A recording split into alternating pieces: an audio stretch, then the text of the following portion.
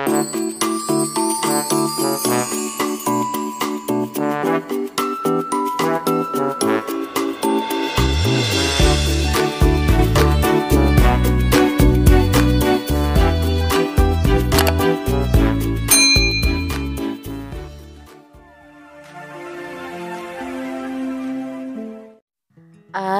Hakikat dan teori kedaulatan.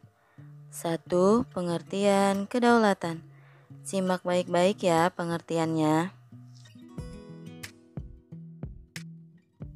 Kedaulatan berasal dari bahasa Arab, yaitu daulah, yang artinya kekuasaan tertinggi.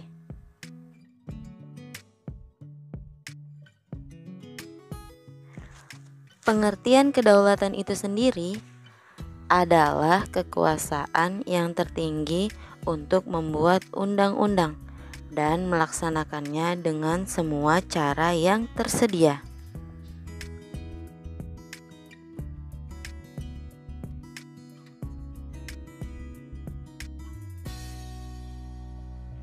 Oleh karena itu, kedaulatan rakyat membawa konsekuensi bahwa rakyat adalah pemegang kekuasaan tertinggi dalam kehidupan bermasyarakat dan bernegara. Kedaulatan rakyat berarti juga pemerintah mendapatkan mandat dari rakyat, oleh rakyat, dan untuk rakyat. Gaya pemerintahan seperti ini disebut dengan demokrasi. Demokrasi adalah pemerintahan dari, oleh, dan untuk rakyat.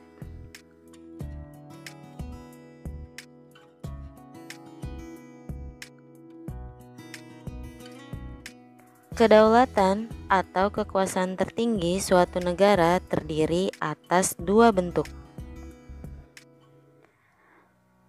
Kedaulatan ke dalam dan kedaulatan keluar. Kedaulatan ke dalam berarti bahwa bangsa yang merdeka memiliki kekuasaan untuk menyusun dan mengatur organisasi pemerintahan sendiri menurut kehendak bangsanya sendiri.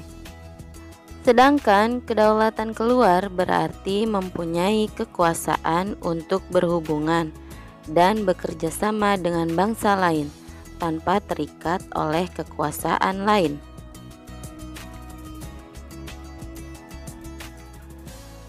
Teori kedaulatan.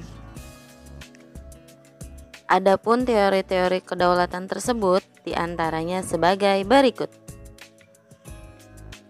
Yang A, yaitu teori kedaulatan Tuhan. Teori kedaulatan Tuhan merupakan teori kedaulatan yang pertama dalam sejarah. Teori ini mengajarkan bahwa negara dan pemerintah mendapat kekuasaan tertinggi dari Tuhan sebagai asal segala sesuatu. Yang B, teori kedaulatan raja. Pada abad pertengahan, teori kedaulatan Tuhan berkembang menjadi teori kedaulatan raja yang menganggap bahwa raja bertanggung jawab terhadap dirinya sendiri. Kekuasaan raja berada di atas konstitusi. Seorang raja bahkan tidak perlu menaati hukum moral agama, justru karena statusnya sebagai representasi atau wakil Tuhan di dunia. C. Teori kedaulatan negara. Menurut teori kedaulatan negara, kekuasaan tertinggi terletak pada negara. Sumber kedaulatan adalah negara yang merupakan lembaga tertinggi kehidupan suatu bangsa.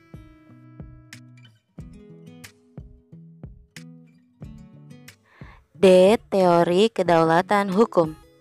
Berdasarkan pemikiran teori kedaulatan hukum, kekuasaan pemerintah berasal dari hukum yang berlaku.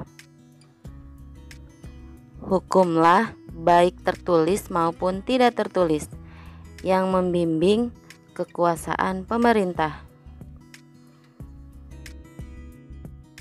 E. Teori kedaulatan rakyat. Teori kedaulatan rakyat beranggapan bahwa rakyat merupakan kesatuan yang dibentuk oleh suatu perjanjian masyarakat.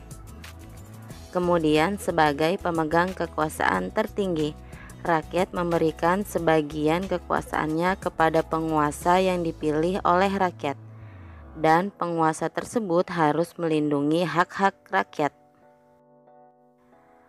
Montesquieu, seorang ahli dari Prancis, berpendapat bahwa agar kekuasaan dalam suatu negara tidak terpusat pada seseorang, kekuasaan dalam suatu negara dibagi dalam 3 kekuasaan yang terpisah.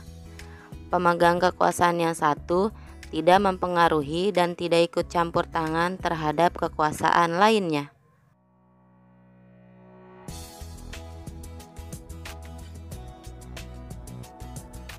Pembagian kekuasaan dalam negara dibagi atas 3 kekuasaan, yaitu A. Kekuasaan legislatif adalah kekuasaan untuk membuat peraturan perundang-undangan dalam suatu negara. B. Kekuasaan eksekutif adalah kekuasaan untuk melaksanakan peraturan perundang-undangan yang berlaku. Kekuasaan eksekutif sering disebut sebagai kekuasaan menjalankan pemerintahan.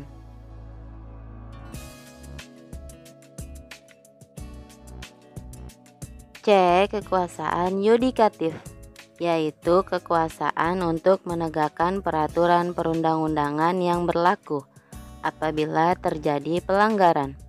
Kekuasaan yudikatif sering disebut sebagai kekuasaan kehakiman.